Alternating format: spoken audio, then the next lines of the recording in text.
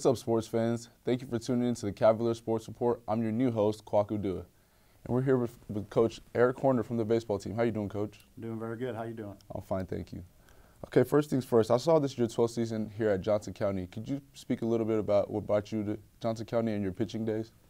Yes, I was actually playing at Central Missouri State University in the Certified Financial Planning program there. I'd graduated with a finance degree and was attending on being kind of a stockbroker or certified financial planner, and saw the job posting online. Just happened to apply for it, and luckily for me, Coach Shelley saw something in the resume and the interview and gave me this great opportunity. Nice, nice. So could you speak a little bit about your college playing days? Well, in college, I went to, again, Central Missouri State in Warrensburg. They were Division II baseball, but we finished 5th, 3rd, 2nd, and 1st in the country, so it was a great experience. We went to the College World Series all 4 years, and it was a really good time and good experience. Did you play any extra baseball after college? Yes, I played 2 years of independent baseball. My first full season right out of college was the Springfield Ozark Mountain Ducks in Springfield, Missouri. I played a full season with them, and then I was traded to the Kansas City T-Bones. Lasted briefly with them, and then after I got released, I really focused on the coaching career. Nice, nice. So I read that you are in charge of running the baseball showcase that's here on campus. Could you explain your role in that?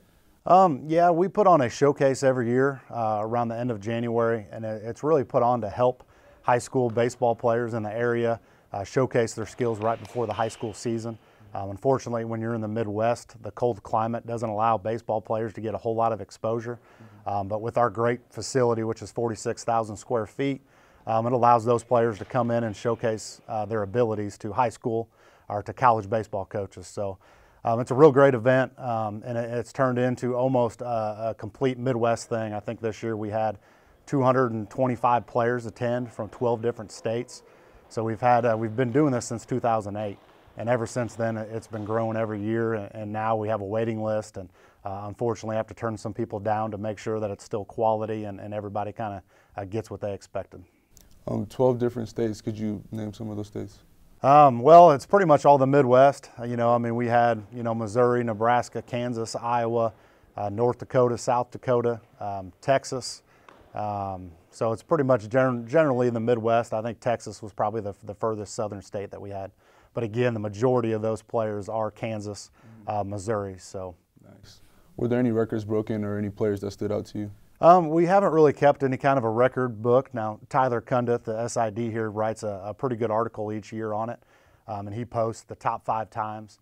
This year's kind of theme, or what really stood out, was speed. We had a lot of guys running in the 6'6", 6'5", 60 range, which is pretty impressive.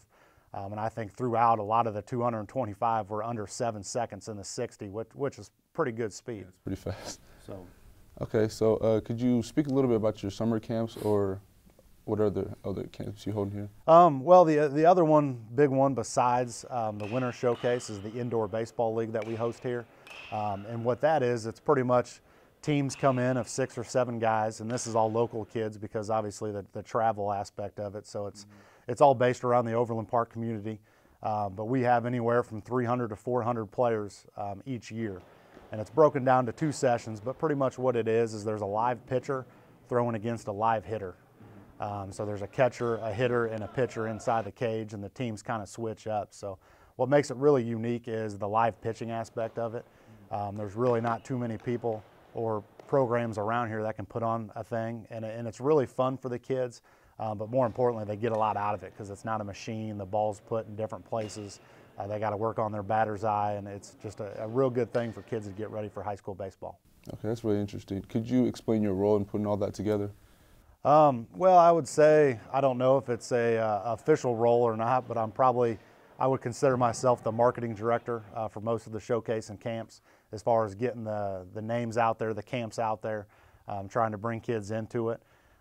And because of the showcase and the indoor league and the summer camps, we've had such good success with them, and people have enjoyed them so much that those people usually come back, and then the word of mouth has really been key for us. So. Okay, I read that Johnson County has a great reputation for the showcase.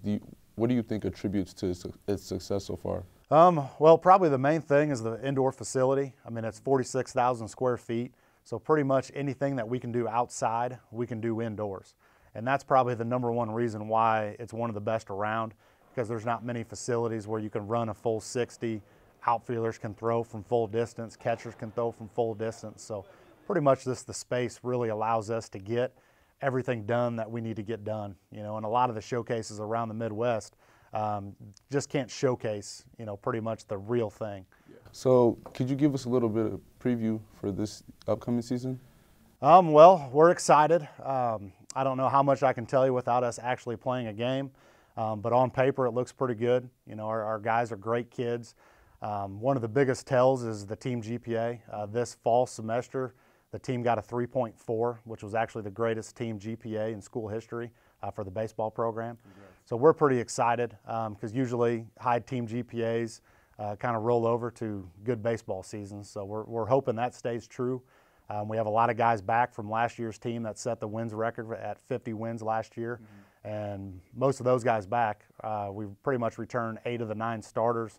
Had to replace a lot of the pitching staff, but some of the freshmen we had come back were big-time relievers for us, and then our starters, other than probably Justin Wyatt and Jacob Patzner, all came from Division I schools in the summer, so we feel really good about them as well. So we're hoping for a good year. On paper it looks really good, but we'll see what happens here pretty soon.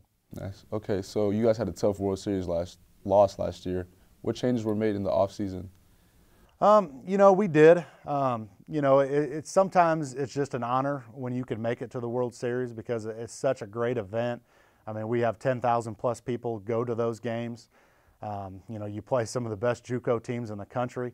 So, I mean, we were really excited to be there. And then we were really young. I mean, most of our starters were all freshmen. Most of our team were freshmen. So, I think we kind of went there and were overwhelmed with the experience.